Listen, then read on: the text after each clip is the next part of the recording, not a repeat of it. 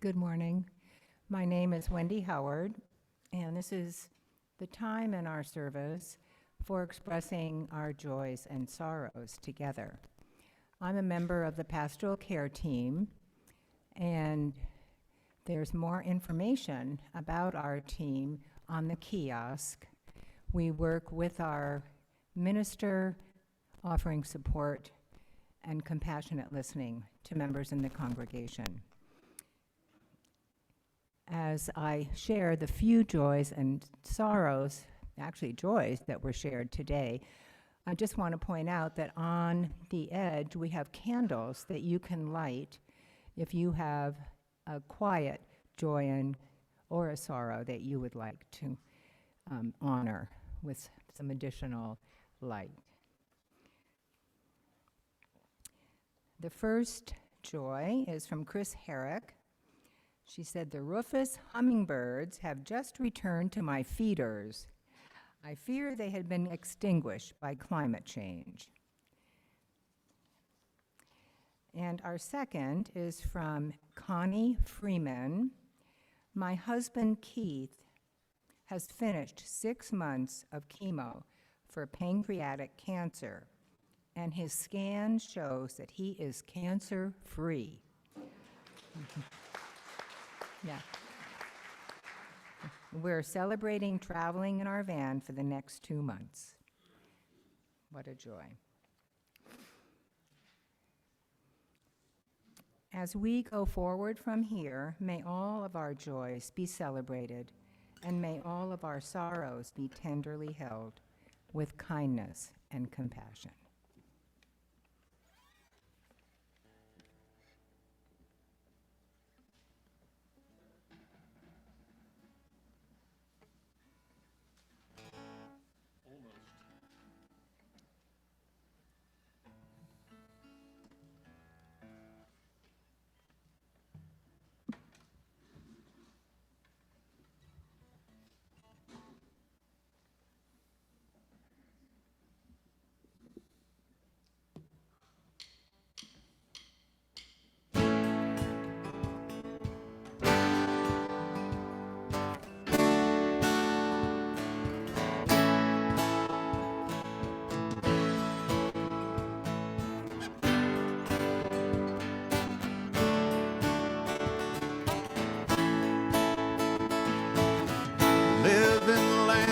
Plenty. Many things ain't plenty anymore. Like the water from our sink, they say it's not safe to drink. Gotta go and buy it at the store. Now we're told there's a hole in the ozone. Look what's washing up on the beach. And Lord, I believe from the heavens to the seas, we're bringing Mother Nature to her knees. So let's leave some blue up above us. Let's leave some green on the ground. It's only ours to borrow. Let's save some for tomorrow. Leave it and pass it on down.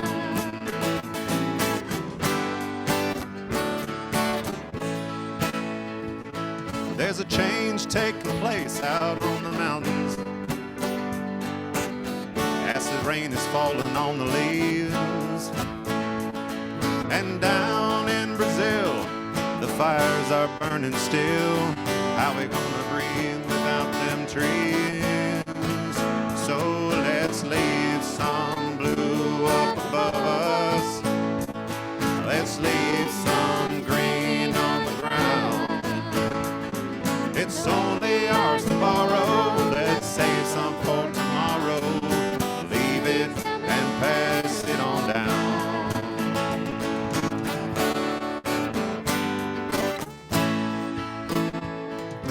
There's a place where I live called the Canyons, where my daddy taught me how to swim.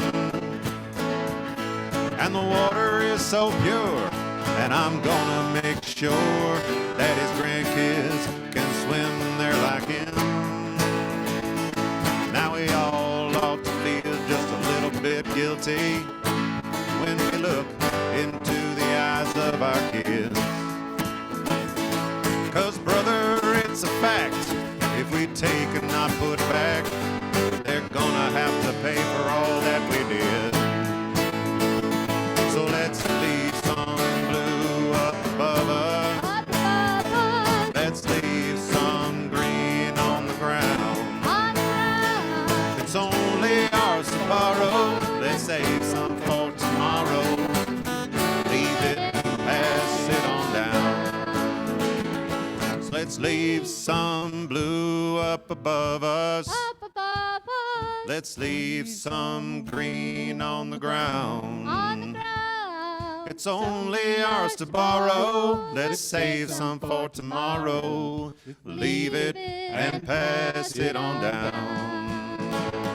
So let's leave some blue up above us. Let's leave some green on the ground. It's only ours to borrow. Let's save some for tomorrow. Leave it and pass it on down. Leave it and pass it on down.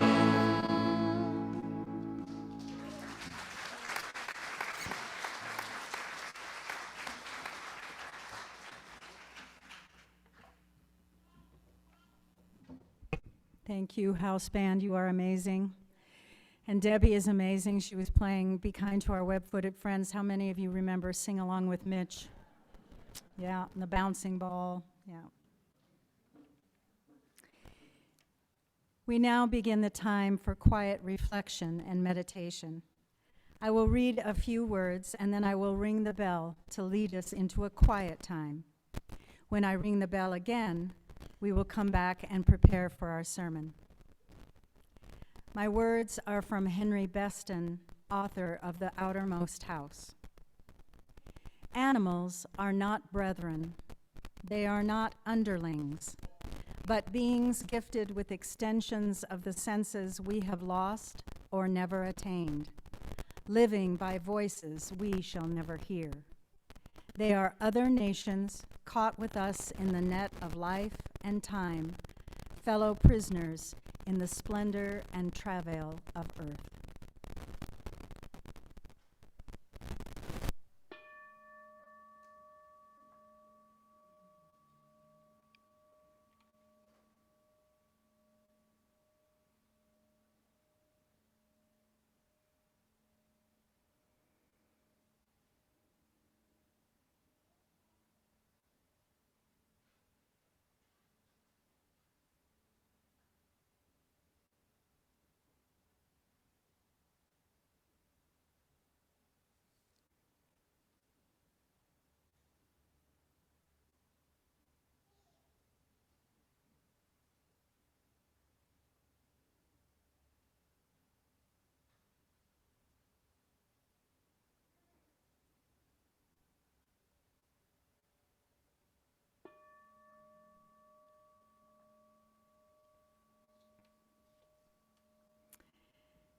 And now it is my distinct pleasure to introduce our speaker for today, Sally Compton.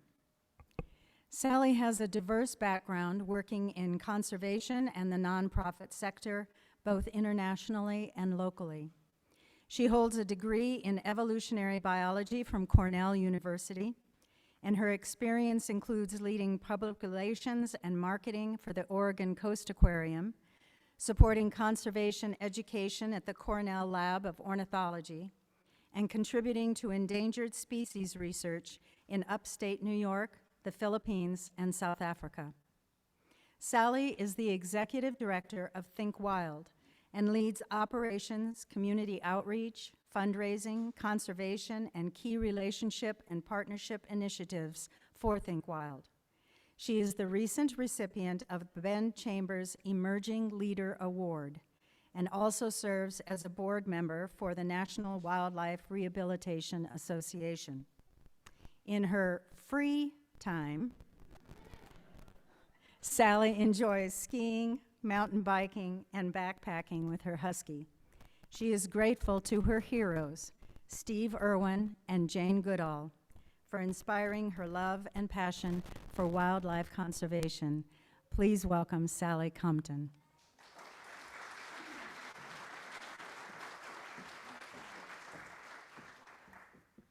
Good morning, everyone. I have to say I really empathized with the squirrel book because I was scolded by a squirrel this morning as my husky tried to climb the tree in my front yard after one.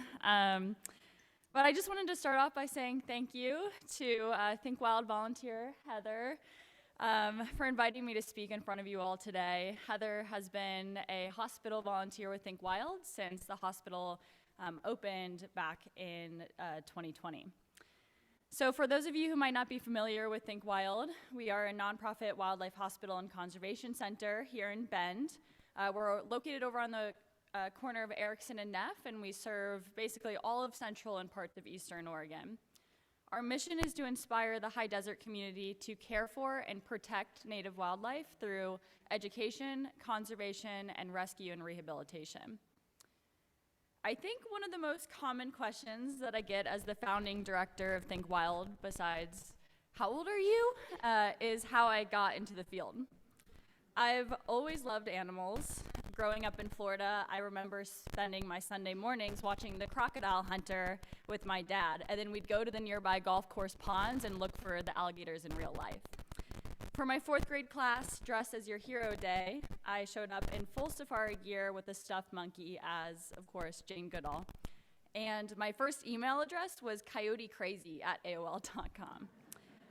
So it made total sense one afternoon in high school. My family was driving to a very important work event that they definitely did not want to be late to when I spotted a squirrel on the side of the road. And I swore to my mom that I saw the tail twitch. So there was no choice but for my parents to stop, pick up the poor squirrel, and Google the closest wildlife center, which was, of course, 45 minutes away in the opposite direction. So, lucky squirrel, we turned around and drove there. Thank you, Mom and Dad. We pulled up to East Coast Wildlife Rehab, which was a manufactured home hidden in dense overgrown forest on the side of the road, where we were greeted by 2 full-size emus peeking in our car windows. I later learned that these rescues were from a private owner that realized emus are a little bit more challenging than backyard chickens, which, looking back, I'm like, classic Florida. We brought the squirrel into the woman that owned the property and was operating a full-capacity wildlife center with probably over 100 animals in her care, completely on her own. She needed volunteer help, so call it destiny, my career in wildlife conservation and rescue began. In the couple years that I volunteered there, I picked up orphan baby raccoons off the side of the road.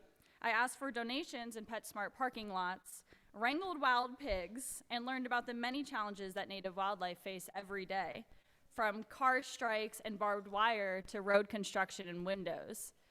I learned about the often unnoticed value that wildlife hospitals bring in being there for the public as a resource when they have wildlife questions or they find injured or orphaned wildlife with nowhere else to go.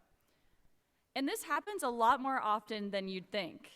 Actually, about 2,500 times a year, but I'll get back to that. Years passed, and as I continued to pursue a career in wildlife conservation, I often thought of my time at East Coast Wildlife Rehab and the challenges that we faced in trying to provide care for as many animals that needed help, but always struggling to find funding. As I went through college and my career in paths that involved traveling around the world to conduct research, work in corporate sustainability, and do marketing for zoos and aquariums, whenever people asked what my dream job was, it was always the same: to open and run a wildlife hospital. So imagine my surprise when I was scrolling through the job boards one day and I saw that there was a job post from a small group of people in Bend that were looking for someone to start a wildlife hospital here. At this time, I was living in Newport, Oregon, working at the Oregon Coast Aquarium. I literally couldn't believe it. A job posting for my dream job in my dream city. I knew that I had to do everything to get this job, even if at the time I thought I was severely underqualified. And maybe this determination shined through in my cover letter, but somehow I got an interview, and here we are. On my first day, almost 5 years ago, I arrived at 62410 Erickson Road to an empty building. There was no water access, no animal enclosures, no staff, just 4 acres of overgrown cheatgrass. Achieving or even working toward the dream of a fully operating wildlife center seemed light years away. But that was before I knew how incredible, supportive, and engaged the community of Bend is. In just a couple years, we built a team and launched a facility that has quickly grown to become a full-capacity wildlife hospital, an education center, rescuing 1,000 animals and answering 2,500 calls a year. With 16 staff on our team now, including a veterinarian and more than 200 volunteers, we lead youth summer camps, we plant beaver habitat, host wildlife trivia nights, and we even had our recent documentary featured at the Bend Film Festival. Think Wild's quick growth and impact has only further illustrated what we all know to be true. The community of Central Oregon, both human and wildlife, are truly one of a kind. We care about the natural places and living beings that make this place so special. But the challenges that wildlife face aren't so different from those at that little rescue on the east coast of Florida where I first started. Last Friday, we released a baby owl back to the wild after they needed stitches from entanglement in a barbed wire fence. Tonight, I'm driving 5 hours to the Steens to release 2 baby badgers that were orphaned after their mom was hit by a car. And we receive over 250 calls a year about mule deer that have been hit by cars. 95% of the eagles that we've accepted for care have tested positive for lead poisoning. Ultimately, wildlife centers like Think Wild and East Coast Wildlife Rehab exist because there is a need. Native wildlife and their habitat everywhere are experiencing pressures related to human development and urbanization, especially in places like Bend. When I think back on why I felt such a connection to this field, and I listen to our volunteers, donors, and supporters, there's a common theme. It's responsibility. As humans, we have a responsibility to help these living beings that are directly negatively impacted by our actions, that have a right to live in and exist in their home as much as we do. As members of the Central Oregon community, we have a responsibility to share and protect this unique place with and for wildlife, and to educate newcomers on how to do that too. And we have a responsibility to stop for the squirrel on the side of the road. You just might find that it'll have a bigger impact than you think. So now I'm going to tell you guys a little bit about Think Wild, but I wanted to start out by asking if you've ever found an injured or orphan animal. So who here has found an injured or orphan animal? What kinds of animals have you found? Birds, window strikes, right? Probably window strikes, owls, yep. I'm sure almost everybody here has probably seen an injured deer on the side of the road. Yeah, it's a pretty frequent occurrence. What did you do when you found an injured or orphan wildlife? Oh, that's great.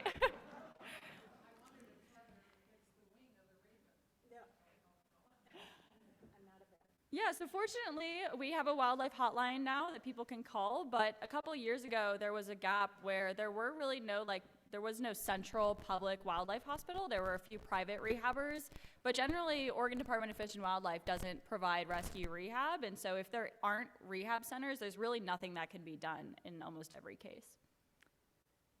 So what is Think Wild? Like I said, we're a 501c3 nonprofit.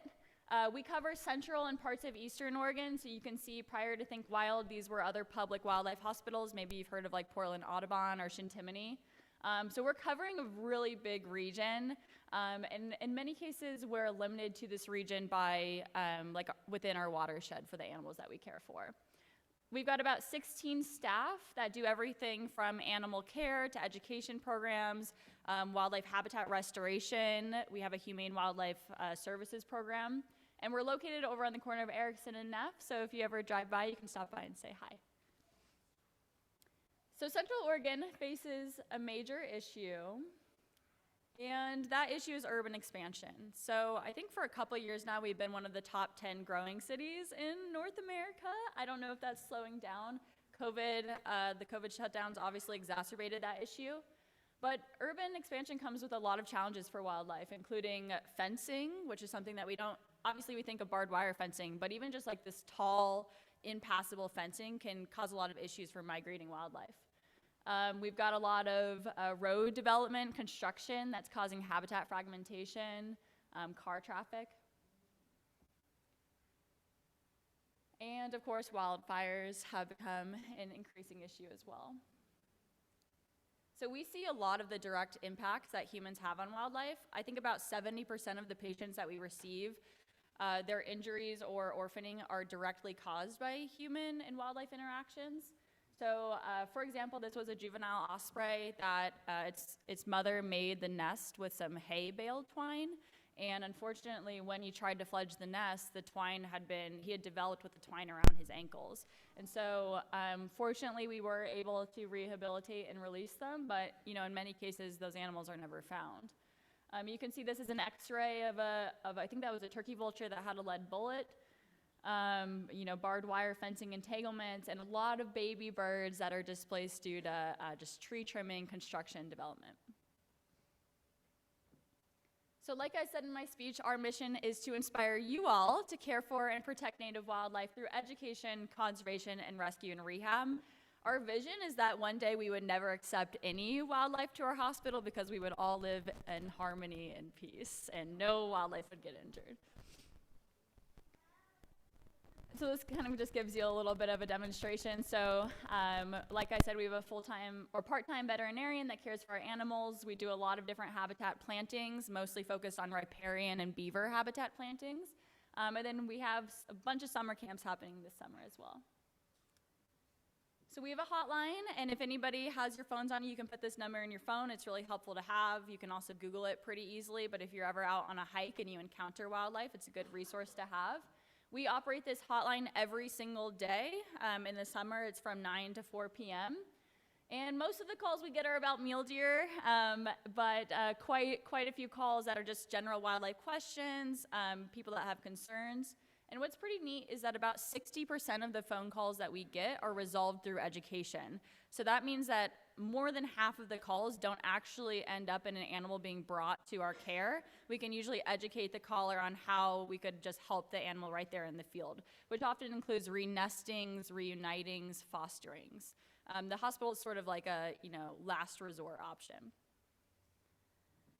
And then we've got the hospital. So like I said, this is a full capacity operating wildlife hospital. We have digital radiography. We can do lab testing. We have a lot of different research partnerships with OSU. We have a veterinary technician rotation program with the Central Oregon Community College so people can get wildlife veterinary experience. And that's a little pic of the badger that we'll be releasing tonight. So we've got 2 of them, and those were our first badger patients ever, which was pretty exciting. And like I said, we do a lot of wildlife research. So we have a Golden Eagle post-release monitoring program that we do with the U.S. Fish and Wildlife Service. We test every raptor patient that comes in for lead poisoning, so we can collect data on that. And we have a few different collaborations with some OSU professors looking at like parasite concentration, the Deschutes River, wildlife morphology, things like that. And then our newest program is Humane Wildlife Services, because about 20% of the calls to our hotline were people wanting to get rid of those raccoons and skunks from under their decks. And so we figured that if we could offer services to provide humane long-term solutions, that could be a lot better than, calling a pest control company to come out and exterminate a mother raccoon where her babies end up in an enclosure at Think Wild.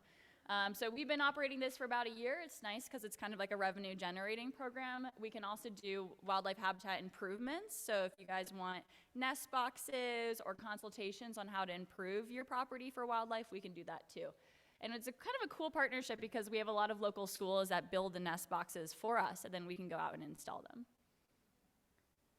And then BeaverWorks Oregon is our wildlife habitat restoration program. We basically go out to both public and private lands. We plant beaver habitat, and the hope is that we can kind of promote natural beaver recovery as they're really important keystone species. And if you've ever seen a beaver wetland, you can find all sorts of different reptiles, amphibians, and birds that live there too. And so this is a really quickly growing program that we have. If you like to get outside, plant trees, and camp, then you should definitely check this out. And then we also have our youth education and outreach programs. So we do on-site tours, we do summer camps, we provide free after-school programming to all the Jefferson County schools. And then we also just got a new ambassador hawk 2 weeks ago. So she'll be a representative for red-tailed hawks that have been injured or orphaned, and just help kind of facilitate that messaging. So how can you help? This is the important part. Volunteering, we're always looking for volunteers, like what Heather does in the hospital. It's pretty unique experience to get hands-on care with the wildlife that lives in Central Oregon. You can always use education volunteers, rescue transport, habitat restoration, and just going out and telling your friends about the work that we do is a way of volunteering. Helping us fundraise. So we have a lot of different fun ways to raise money. We actually do not get any government funding whatsoever, even though we answer all their phone calls. So that's fun. But yeah, we offer enclosure naming, private wildlife releases. We collect cans for the bottle drop, and supply donations are always helpful too. And then, of course, using our services. So if you ever find injured or orphaned wildlife, call our hotline. That's what we're here for. And then also, if you're just like, I want to go on a hike and I want to see this species, we can usually give you recommendations, whether that's for like bird watching, or if you want a bigger chance of maybe seeing a badger or something like that, we can kind of provide safe recommendations. Using our Humane exclusion service, so don't, anything you can do to not exterminate animals or cause orphaning is a really good thing. And then also, schedule an education program or tour. We do a lot of different activities outside of just the hospital. So thank you for your support, and after this session, I'll just be over at the table in the gathering hall if you have any other questions or want to talk about anything native wildlife. Thank you.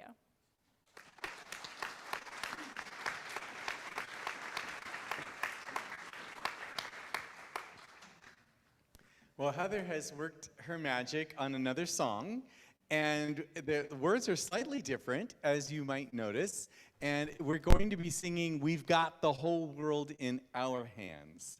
And so if you would rise in body or spirit, we're going to sing this together. And by the way, thank you so much for that wonderful message. That was fantastic. Thank you. Once again.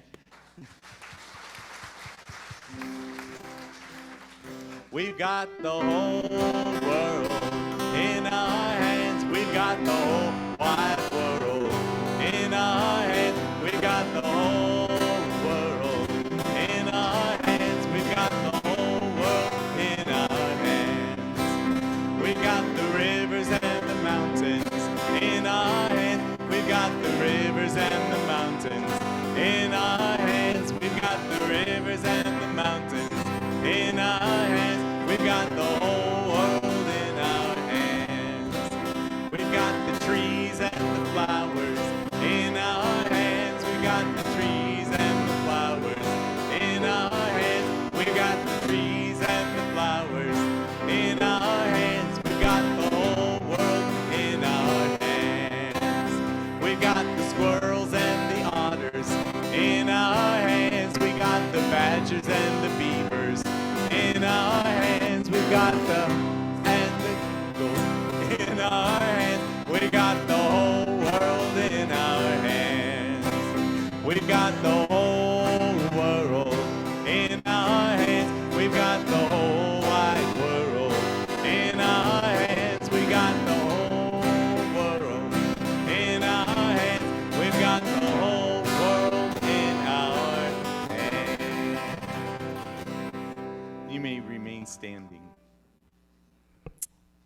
If you will join me in saying the covenant, there it is, while Sally extinguishes our chalice.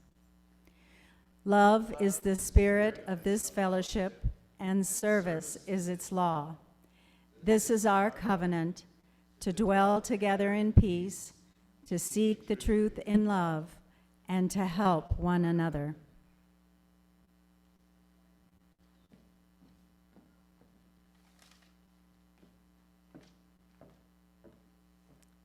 Just got some closing words that are an opening passage from Wilding by Isabella Tree. We forget, in a world completely transformed by man, that what we're looking at is not necessarily the environment that wildlife prefer, but the depleted remnant that wildlife is having to cope with. What it has is not necessarily what it wants.